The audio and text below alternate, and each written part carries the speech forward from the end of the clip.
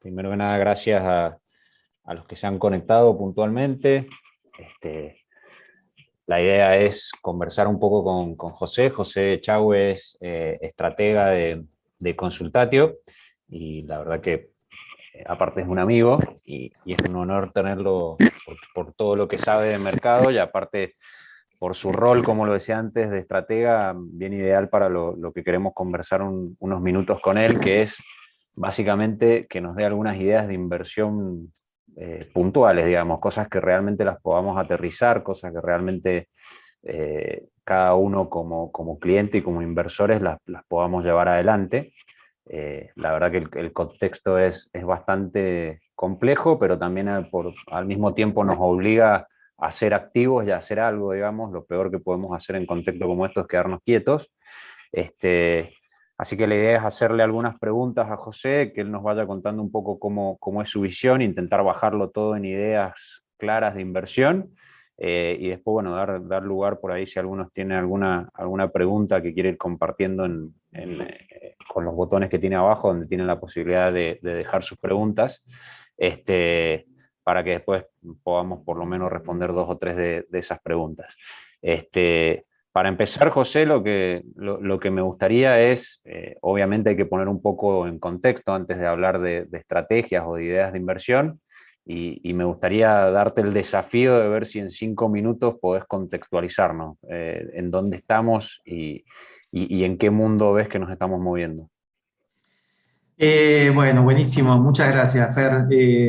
Agradezco y valoro también poder participar acá. Lamento solamente no poder hacerlo presencialmente, pero me imagino que te puedo arrancar una promesa en público de que nos vamos a ver en algún momento en Mendoza, que siempre es más lindo que Buenos Aires. Así Sí, señor. que un gran gusto participar acá. Eh, Bien, la pregunta que vos hacés es espectacular, si no fuese porque es casi imposible responderla, digamos, con precisión, pero tiene dos o tres cosas que son muy interesantes de mirar. Yo voy a tratar de darle contexto, como vos me lo pediste, y creo que es lo más inteligente de hacer, para poder pensar sobre todo lo que sigue. Si yo tuviese que nombrar, vamos a pensar en 5 rasgos como los que podemos caracterizar, incluso por ahí me animo un poquito más, algunos rasgos más, pero los principales rasgos que uno destaca del momento actual. Arranquemos por la parte internacional, que me parece que no es para nada neutral en la definición del contexto. El primero es, hoy particularmente también, es un día en donde los 3 índices americanos están en el máximo histórico de todos los tiempos, digamos. Por ahí no en términos de evaluaciones, pero sí como índices de precios, están en niveles realmente muy altos. El segundo punto es que mañana tenemos una reunión de la Fed, donde, digamos, la Fed viene dando señales de que, bueno, de alguna manera, todo esto que fue tan excepcional, tenemos que empezar a encuadrarlo en algún momento. No podemos pensar de que la economía se va a recuperar exclusivamente sobre la base de políticas monetarias y fiscales tan hiperlaxas como las que no se vieron jamás en la historia de la humanidad, te diría sin temor a equivocarme. Entonces, estamos, yo creo, ahí con el mercado descontando en mayor o en menor medida lo que piensa la Fed, en ese diálogo así invisible que hay, descontando de que estamos acercándonos a un fin de ciclo y preguntan, fin de ciclo que duró muy poco, sobre todo para lo que fue la magnitud de la pandemia. Si uno se hacía esta misma pregunta en marzo del año pasado, cuando veíamos colapsar a todos los índices y de repente entrar en una normalidad tan distinta a la que conocíamos, decíamos, bueno, no sé cómo se sale de esto, pero va a durar mucho tiempo. Bueno, fue mucho más rápido de lo que pensamos, por lo menos a nivel de mercado. A nivel de la vida real todavía usamos barbijos y tenemos algunos miedos, digamos, que tal vez van a quedarse con nosotros algún tiempo. Pero a nivel de mercado estamos como en la puerta de una nueva normalidad, ¿ok? O sea, lo que se daba hasta acá y de la forma en la que nos recuperamos, estamos seguros de que no es sostenible. Y los gobiernos están empezando, en distinta medida, a actuar en consecuencia. Esta semana tenemos récord, una coincidencia nada más, récord de reuniones de bancos centrales en todo el mundo, con lo cual esta decisión de la Fed, uno lo va a ver replicada de distintas formas en muchos bancos centrales. Así que están todos moviéndose. Y están todos moviéndose en un momento en donde la fiesta está impecable, digamos, están todas las guirnaldas en su lugar, la gente está contenta, todas las corbatas, ninguna se salió del lugar, pero sabemos que llegamos hasta acá con un vértigo importante, ¿no? O sea, cualquier cosita que nos saque de acá, o que nos pueda sacar de acá, es un riesgo. La segunda es que esta fiesta que uno ve, para bajarla un poquito más a Argentina, es una fiesta que en la terraza del mundo desarrollado es espectacular, en la terraza del mundo emergente no es tan espectacular, y en la terraza nuestra, por no decir el subsuelo, es deprimente, digamos. Estamos hablando de una película completamente distinta. O sea, en este momento la deuda que llaman los americanos deuda o bonos basura, junk bonds, que son los bonos que están prácticamente en default, rinden 5,5%. ¿Sí? Un bono normal de alta calidad rinde 2%. Nosotros rendimos 20%. O sea, es inimaginable, digamos. El segundo peor país del mundo rinde la mitad, o sea, o poco menos, un poco más de la mitad.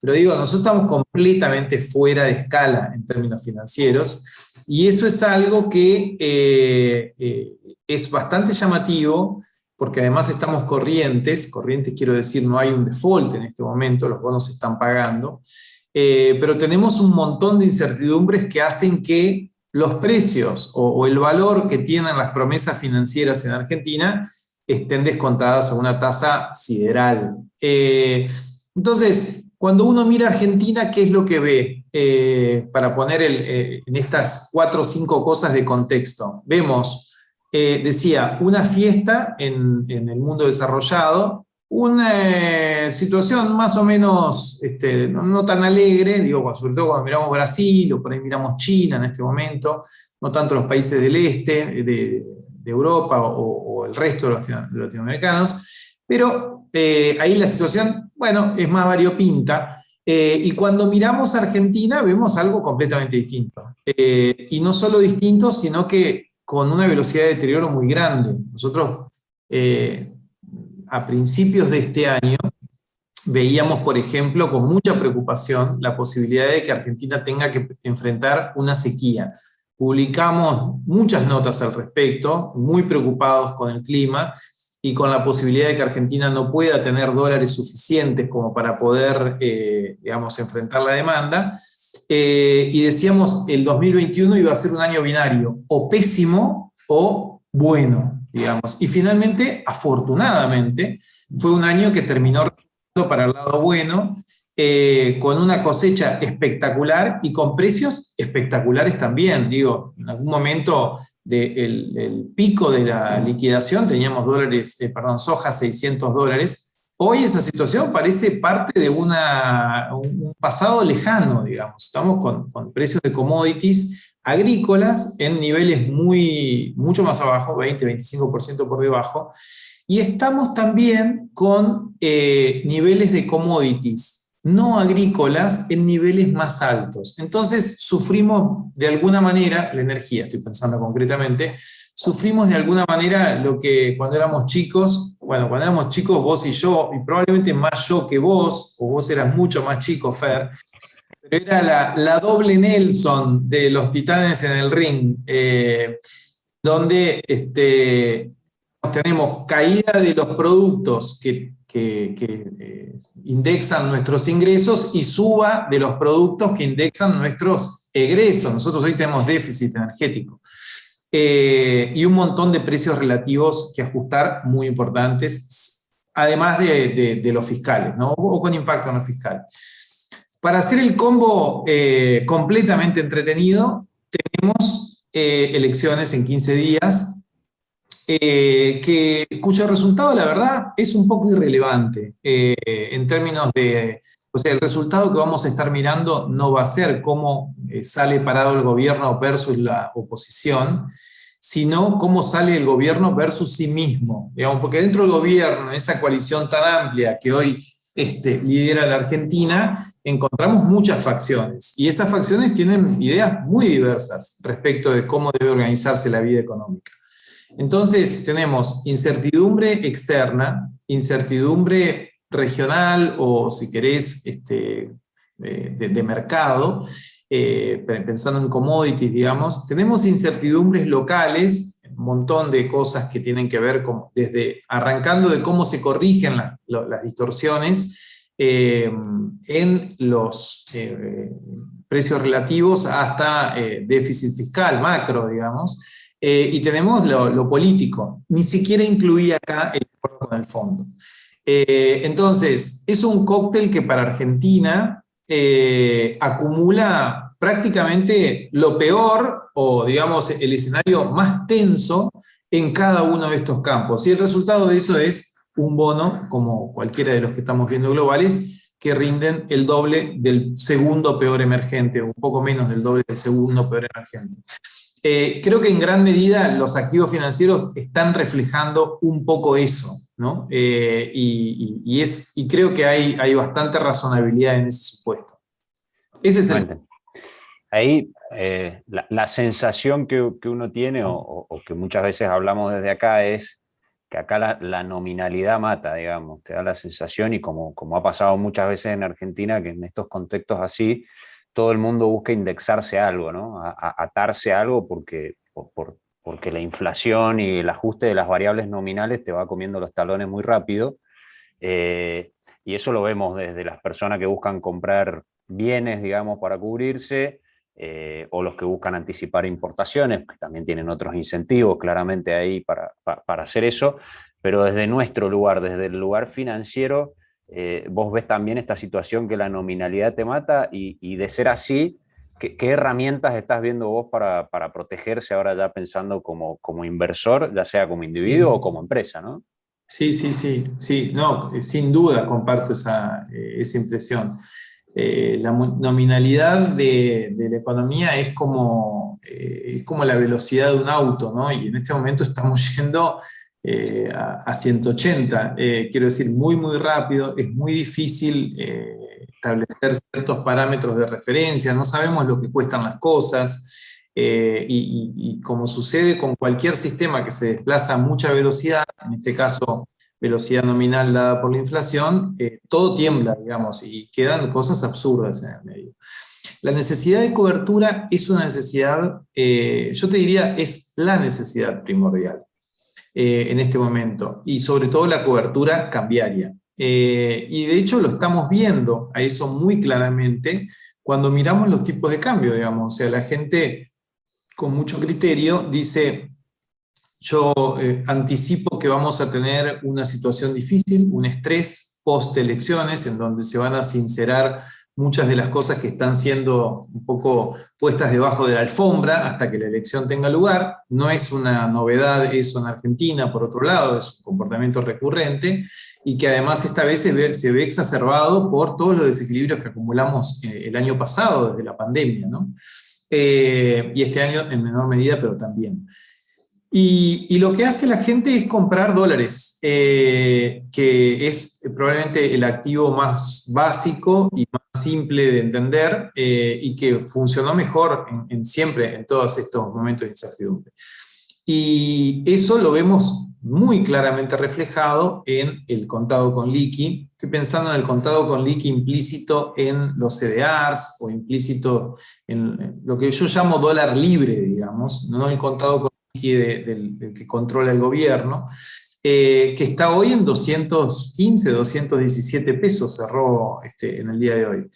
Ese tipo de cambio es un tipo de cambio altísimo, altísimo. O sea, para que ustedes se den una idea, cuando en la crisis de 2001 el tipo de cambio saltó de 1 a 4 en 4 meses, ese 4 era menor que este 217.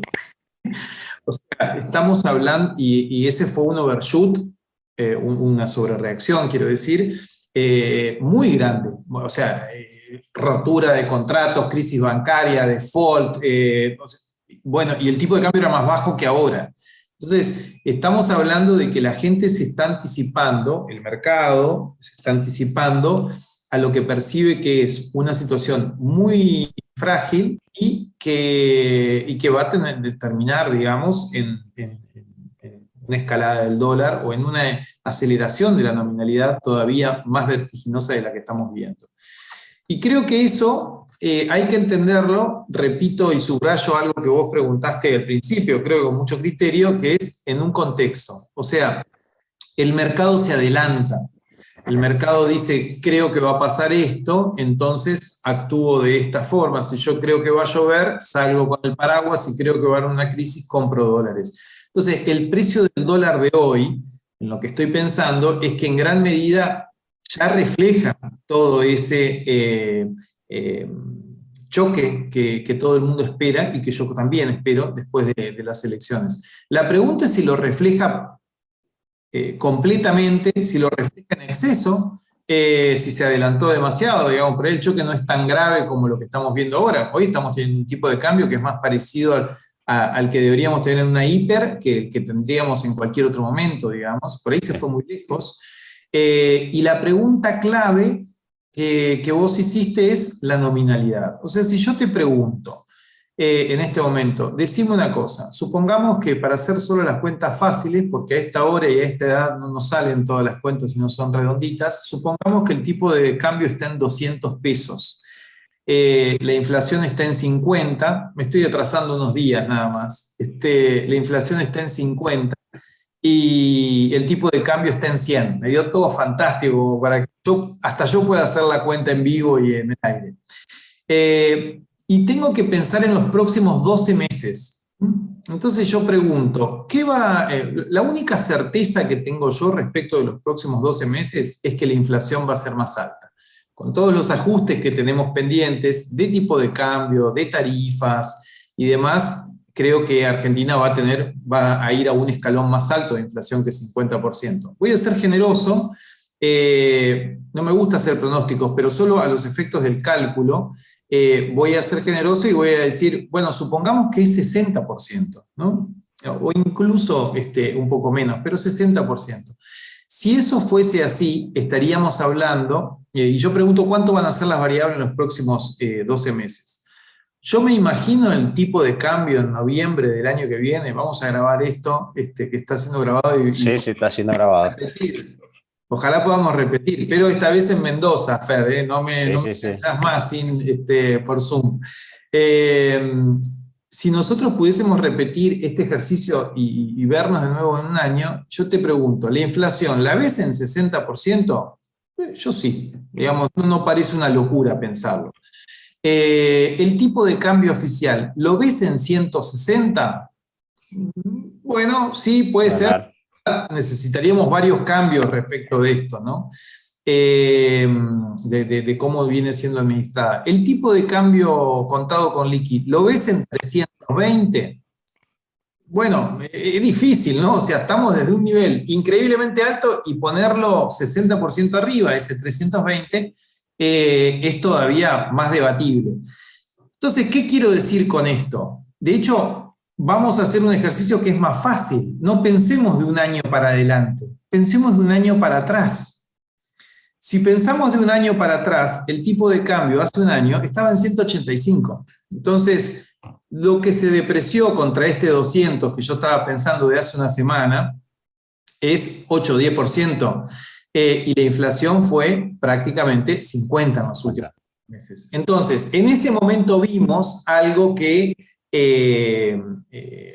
terminó siendo un adelantamiento excesivo, o sea, el mercado se adelantó a un escenario que finalmente no ocurrió, que era el de la sequía, falta de dólares y demás, y después cuando se empezó a materializar, bueno, el tipo de cambio se planchó o bajó, y el resto de las variables nominales siguieron su curso. Hoy no sé cómo va a ser el año que viene, pero creo que proyectar 60% de devaluación del tipo de cambio contado con liqui desde los 200 es pensar que vamos a tener una sequía, pensar, digamos, es reflejar ese escenario de estrés que no ocurrió en 2021 y que estamos descontando con ese precio que ocurrió en 2022. Entonces, a mí me parece que a esta altura uno podría pensarlo de esta manera. Para pensar la cobertura yo puedo pensar en 3 activos de cobertura. Uno es comprar contado con liqui. Digo, bueno, ¿sabés qué? Me compro el contado con liqui, pago 200 mangos, 215 pesos a hoy y quedo cubierto en dólares. Ya está, congelé. No tengo más problemas, digamos, de tipo de acá en Argentina. Ahora, estoy comprando dólares a precio de hiper, ¿no? O a precios asimilables a hiper.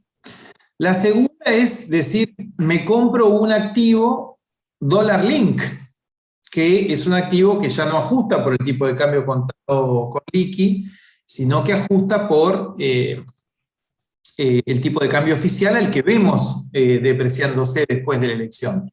Ahora, el tema es que el el dólar link hoy rinde devaluación del tipo de cambio oficial -8. Entonces, en gran medida, y subrayo en gran medida, incluso probablemente más, la devaluación está descontada ahí, ¿no? Uno está comprándolo ya con la devaluación. Es como comprar dólares a 200, ¿no? Digo, ya subió.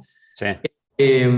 Y la tercera alternativa que tengo es pensar que si compro bonos en pesos, por ejemplo, esos bonos en pesos que rinden inflación más algo, por ejemplo, inflación más 5, o inflación más 4 en el tramo corto, o inflación más 8 en el tramo largo, si los pienso dentro de un año, van a rendir la inflación, que la estábamos conversando recién en 60%, más 5, 6, 7, 8, no sé, entre 65 y 70%, digamos, va a rendir nominalmente, frente a un escenario en donde si se da la devaluación que estamos anticipando, igual que el tipo de cambio, el resultado de ese bono dólar link debería ser 60% de devaluación menos 8. Estaríamos comparando un retorno de casi 70 contra 68 contra uno de 52. Al final, ese tipo de cambio voy a haber terminado ganando más estando en pesos que estando en dólares. Dólar link. Y esta es, me parece, una parte muy importante para despejar. O sea, ustedes fíjense que nosotros arrancamos la conversación diciendo, bueno, estamos ante un escenario completamente oscuro, digamos, muy difícil, en donde sabemos que va a haber un golpe duro. Después dijimos, los precios en gran medida lo anticipan a eso, y después me escuchan a mí decir, lo mejor entonces es compren pesos, chicos. Y uno se le cruzan un poco los cables cuando piensa de esa manera. Pero si lo pudiese, yo creo en eso, digamos. O sea, creo que comprar pesos ajustables por ser puede ser un buen mecanismo de cobertura de acá a un año. Vamos a pasar antes el momento de shock en donde el tipo de cambio salte y demás, y nos vamos a hacer un montón de preguntas alrededor de cómo fue que tomamos esa decisión en el caso de que lo hagamos, pero creo que tiene sentido. Creo que a esta altura de los acontecimientos, si uno pensase lo que tenemos por delante como una crisis, como una tormenta o una lluvia, yo creo que a esta altura la discusión no es si nos podemos mojar o no mojar. Ya a esta altura estamos mojados, no lo sabemos, pero estamos mojados, digamos, nos vamos a mojar. Ese chaparrón que va a caer en la economía argentina en los próximos meses nos va a mojar. Entonces la discusión ya no es si podemos no mojarnos, estamos un poco tarde para comprar algunos activos de cobertura porque los precios se adelantaron, y entonces me parece mucho más interesante pensar el problema de otra forma, que es cómo nos secamos más rápido. Claro. Que ya vamos a estar mojados, ya sabemos que vamos a estar mojados, cómo nos secamos más rápido. Y ahí, en ese contexto, es donde la recomendación o la idea de comprar pesos ajustables por ser puede tener mucho más sentido. Sabiendo de que mojarme me voy a mojar, sabiendo de que la mojadura es parte de un proceso más largo, de que mi horizonte no es el día que el tipo de cambio huele, que si me lo preguntás aprovecho y te digo, creo que va a ser en el verano. Me parece que hay que mirar la experiencia de 2014, 2013, 2014, y yo me imagino algo parecido, el gobierno acelerando un poco la tasa de devaluación, no llegando y echándole la culpa a, no sé quién, a Shelfo en su momento, ahora será otro. Pero digo, siempre hay un culpable cuando hay un evento inevitable. Y entonces, en ese momento, bueno, los precios no van a reaccionar, los precios domésticos no van a reaccionar, esos en pesos no van a reaccionar instantáneamente, pero lo que creo es que cuando uno analiza la coyuntura de la economía argentina, uno ve que la devaluación se pasa a precios no solo por adelantado, como lo estamos viendo ahora, sino después del shock, muchísimo más rápido que en otras oportunidades. Entonces, yo creo que si se produce, digamos, la devaluación, si yo tuviese la bola de cristal como para saber qué día se va a producir, te diría, en el peor momento, en el peor de todos, compraría pesos ajustables por ser. ¿Por qué? Porque la incertidumbre es máxima, el tipo de cambio debería reflejar bien eso. Cuando el seguro ese tiene su máximo valor, yo me tengo que pasar al otro. Que es como suicida, ¿no? Uno dice, ¿dónde está el huracán? Yo voy hasta ahí. Eso es un poco lo que estamos planteando. Claro. La peor crisis es comprar pesos, ajustable por ser. Es contraintuitivo, pero tiene sentido. Y apostemos, en ese caso, a que la dinámica inflacionaria que sí al shock de tipo de cambio, si es que lo vemos, va a reflejar una velocidad de ajuste muy rápida. Entonces, estas son las tres posibilidades de cobertura. Yo te diría que esas tres posibilidades además reflejan como tres perfiles de riesgo también distintos, ¿no? El más conservador va a decir, yo me quedo con los dólares, pagué 200 y después en términos ajustables bajó a 170, te regalo los 30, no te preocupes, dormí en paz todo este.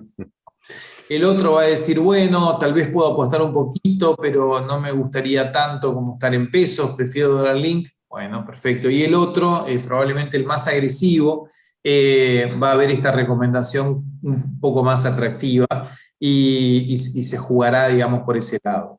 Y ahora te hago la pregunta que seguro ya te la han hecho y es casi trillada, pero me imagino que es lo que todos piensan cuando escuchan SER y ajuste por inflación, que son experiencias recientes, que todavía están frescas, como fue lo que pasó con el índice y la intervención de Moreno sobre el INDEC, y que obviamente este fantasma se vio exacerbado con la reunión de Mansur con Marco Labaña. ¿Qué ponderación le darías a ese riesgo? Sí, está muy bien esa pregunta, es súper oportuna además.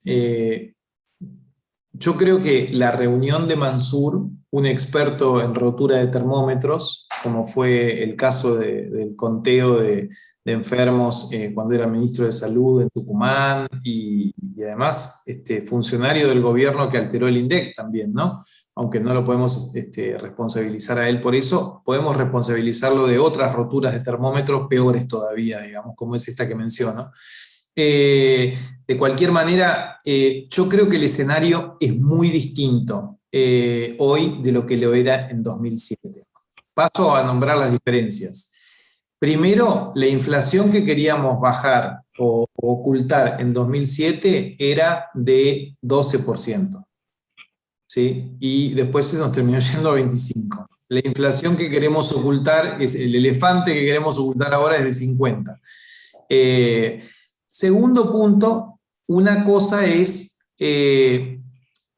alterar el índice de precios y la confianza en un momento en donde las consecuencias de mercado eran básicamente importaban a los tenedores de deuda que recién había sido reestructurada en 2007, en 2005 en realidad, pero digo, la deuda ajustable por ser era una novedad, todavía eso no había sucedido, y el gobierno tenía en 2007 3,5 puntos de superávit, con lo cual su necesidad, y la deuda estaba reestructurada a 30 años, su necesidad de emitir en el mercado era nula, ¿sí? La prima de riesgo era 300 puntos básicos frente a 1.700 hoy. Entonces, el gobierno en ese momento hizo eso prácticamente sin pensar en las consecuencias de mercado, y si las pensó, las desestimó por irrelevantes. Probablemente con razón, digamos, en esa visión angosta y miope, digamos, de verlo, que sería, si no tengo que pagar menos o no me tengo que endeudar, rompo todo porque total no me importa. No, mirá, rompes todo y después tenés que reconstruirlo, eso se te filtra por otros lugares, la historia es conocida. Ahora, si uno pensase en reeditar esto hoy, diría, primero, estás tratando de ocultar un elefante de 50. ¿Qué vas a hacer? ¿Lo vas a bajar del 50 al 45? ¿500 puntos básicos de baja inflación? Es una Sí, barbaridad. sí, sí. Y además no te resuelven nada porque quedaste con una inflación del 45. Además, la inflación va a ser del 60. Entonces vos, si mentís, ponele que la dejás en el 50. ¿Y qué vas a decir? ¡Qué éxito! La dejé en el 50 la inflación. Fíjense, la gente no te va a creer, todos los prejuicios de la inflación los vas a pagar. El escenario no tiene ninguna virtud. En segundo lugar, vas a romper el único lugar de donde podés tomar financiamiento voluntario hoy, que es el mercado de pesos.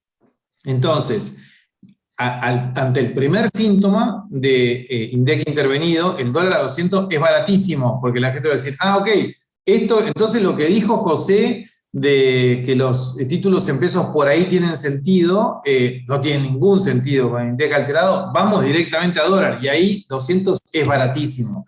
Ahí discutamos si es 300 o es 400 el tipo de cambio, digamos. Entonces, creo que es una alternativa muy cara, es una alternativa muy torpe y sobre todo que se revela corta inmediatamente. O sea, en el minuto siguiente en el que intentan eso, se les disparan todas las alarmas. Con lo cual, si me preguntás si yo pongo las manos en el fuego porque no lo van a hacer, lamentablemente no puedo decirlo.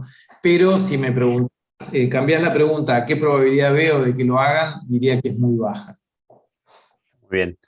José, y ahora saliendo, me parece que está más que claro, digamos, las alternativas de estrategia al momento de pensar en la renta fija, o en colocaciones, digamos, en pesos buscando algún tipo de cobertura.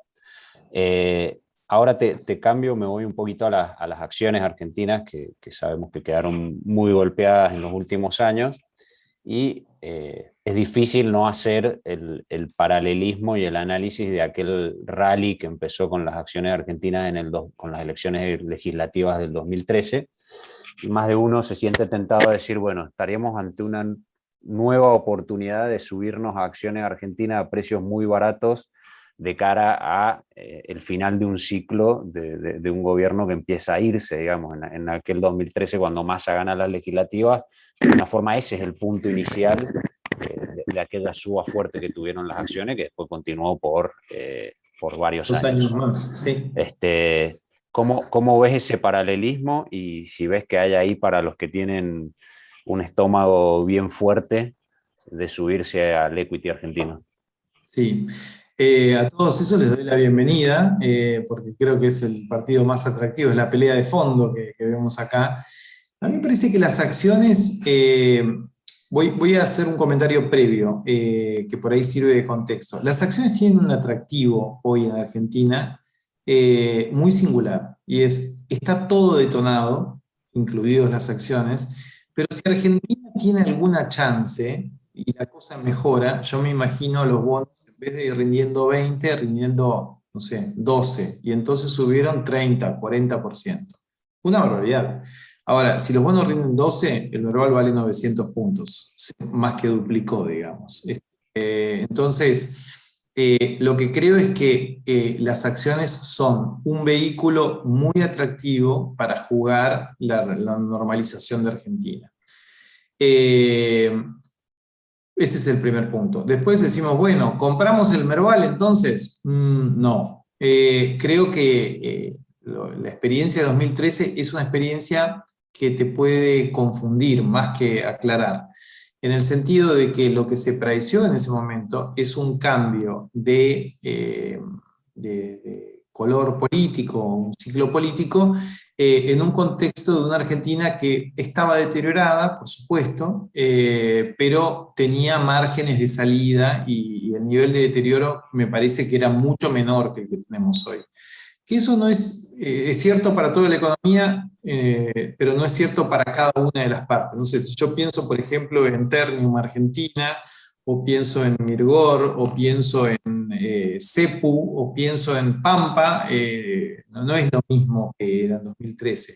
Ahora, si pienso en el Merval, la verdad no me parece que sea tan atractivo. O sea, eventualmente, que el Merval está en niveles atractivos no queda ninguna duda, que lo puede estar todavía más tampoco queda ninguna duda, y que el timing va a ser muy caprichoso, creo que es de lo que menos dudas tenemos, digamos.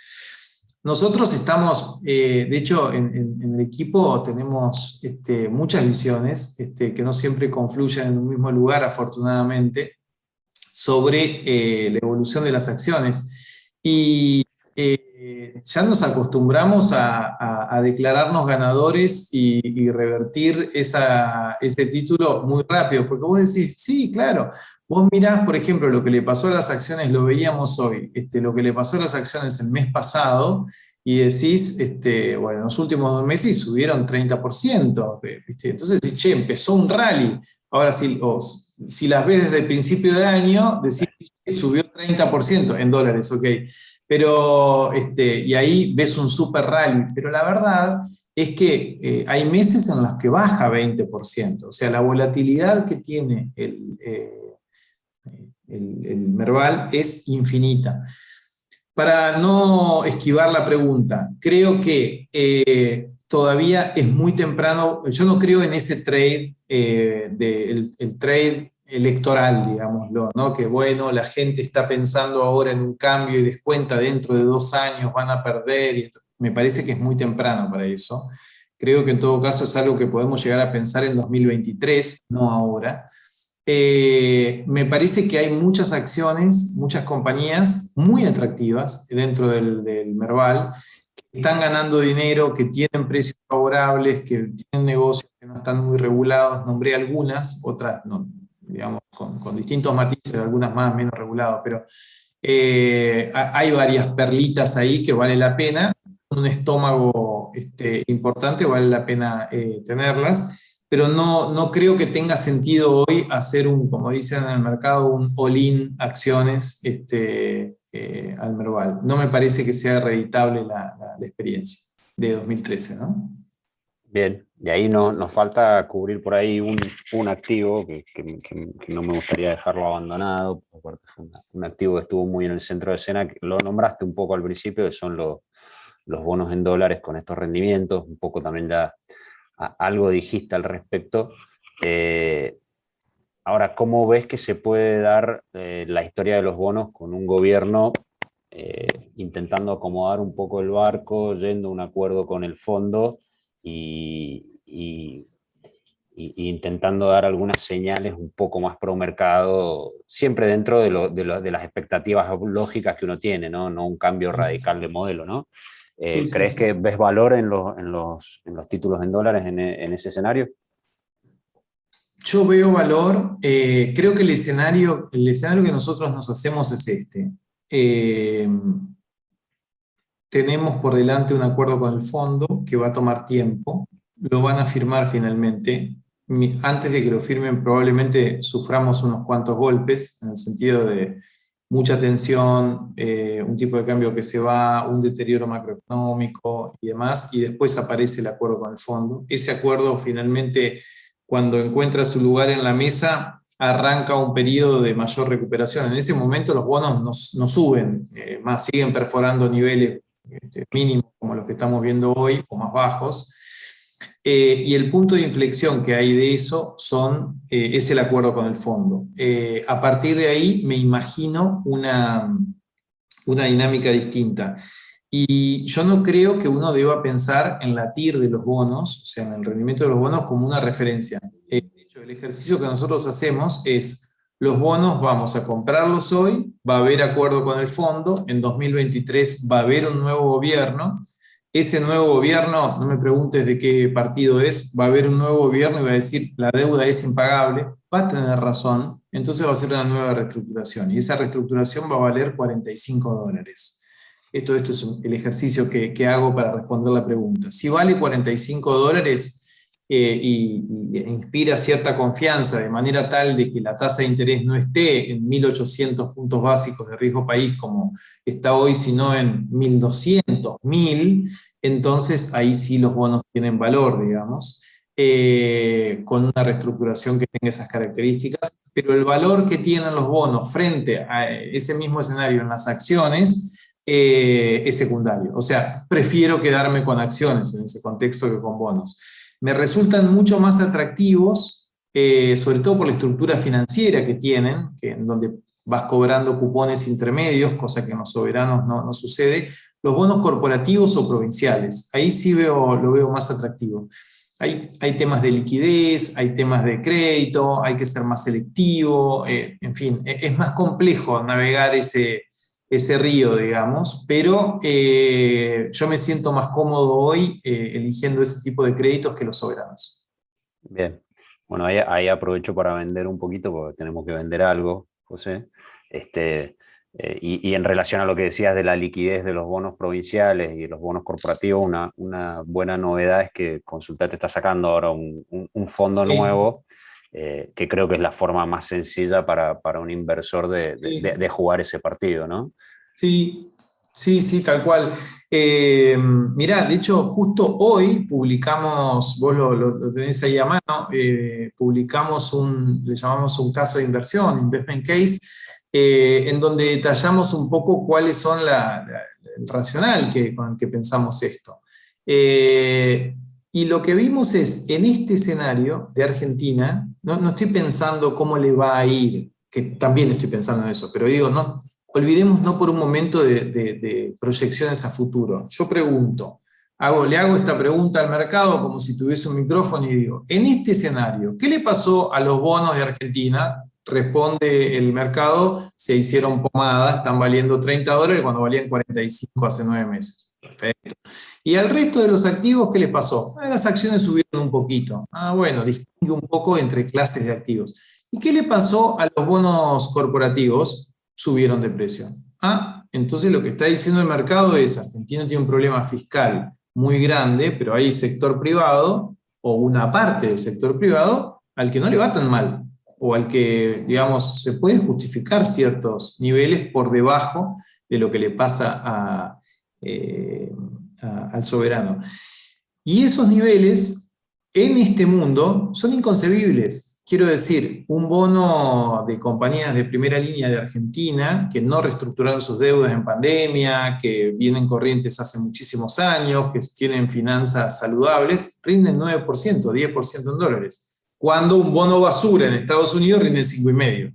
Entonces, yo lo veo con atractivo eso. O sea, a mí me parece que, de hecho, ese es un fondo que tiene a mí otra ventaja.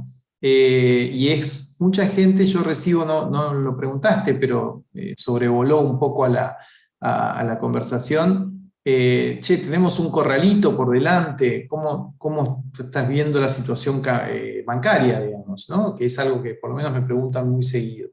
Y yo no creo que vayamos a tener una crisis bancaria, pero lo cierto es que si uno tuviese ese miedo o quisiese cubrirse frente a ese riesgo, un fondo como estos, en donde vos girás los dólares MEP a una cuenta comitente y esa cuenta comitente invierte en bonos, queda al margen de cualquier crisis bancaria. Me pregunto, el margen es una forma de decir. Quiero decir, si hay crisis bancaria, seguramente todos los activos se van a Sí. contagiar, pero no vas a tener una reestructuración de eso por tener los dólares en el banco, digamos, ¿no?